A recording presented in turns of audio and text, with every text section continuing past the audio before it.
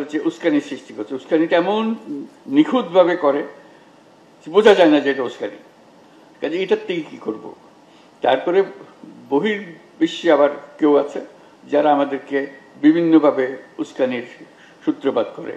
তাদের দেশের যারা সংখ্যালঘু তাদের উপরে যে হয়রানি, যে তাদের যে ব্যবস্থা, সেটা আমাদের মনে ক্ষোভ সৃষ্টি করে, আমাদের উস্কানির সৃষ্টি করে। এই দুটোর থেকে আমরা কিভাবে ঘটনাকে স্বীকৃতি দেব কিন্তু তার উস্কানির শিকার হবে না, এটা আমরা কিভাবে করতে পারি, এটা আমাদেরকে শিখতে হবে, যাতে করে আমরা এই পরিস্থিতির বারে বারে মোকাবেলা করতে। এটা আমাদের কারণে হচ্ছে না, আমি যেটা উল্লেখ করতে চাচ্ছি এটা আমাদের কারণে হচ্ছে না, হচ্ছে বাইরের একটা কারণে। এই বাইরের কারণটাকে আমরা কিভাবে সম্বরণ করতে পারবো এবং সেটার পরবর্তীতে রাজনৈতিকভাবে বা রাষ্ট্রীয়ভাবে প্রতিকারও সম্ভব হবে। আমরা ওই দিকে চলে যেতে পারি কিনা, যে আমরা ব্যক্তিগতভাবে প্রতিকার না করে রাষ্ট্রীয়ভাবে প্রতিকার করার ব্যবস্থা করতে পারি কিনা।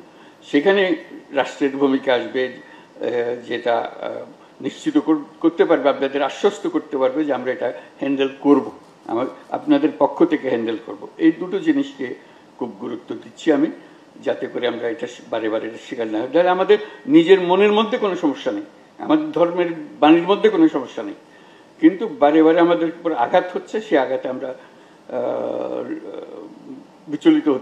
বিচলিত হয়ে এমন সব কাজ করছি, পরে হয়তো আমরা বুঝি যে এটা ঠিক হয়নি। আরেকটা বিষয় একটা আলাপ করা, সেটা হলো যে আমাদের এখন আমরা সাম্প্রদায়িক সম্প্রীতির কথা বলছি, খুব দরকারি। সম্প্রীতি আছে বলে আমরা সবাই একমত হলাম যে আমাদের সম্প্রীতি আছে। সম্প্রীতির সঙ্গে আরেকটা জিনিস আমি যোগ করতেছি, সেটা হলো ভয়। সম্প্রীতি আছে কিন্তু মনের মধ্যে ভয়ও আছে। এই ভয় থেকে কেমনি আমরা উত্তরণ করবো? যেমন আমরা নাগরিক, আমরা নির্ভয়ে নাগরিক, ভয়ের সঙ্গে নাগরিক না।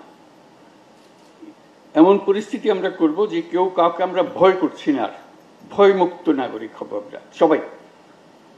নাগরিক অধিকারও থাকবে এবং সঙ্গে সঙ্গে নিজের মনের মধ্যে ভয়টা আর থাকবে না।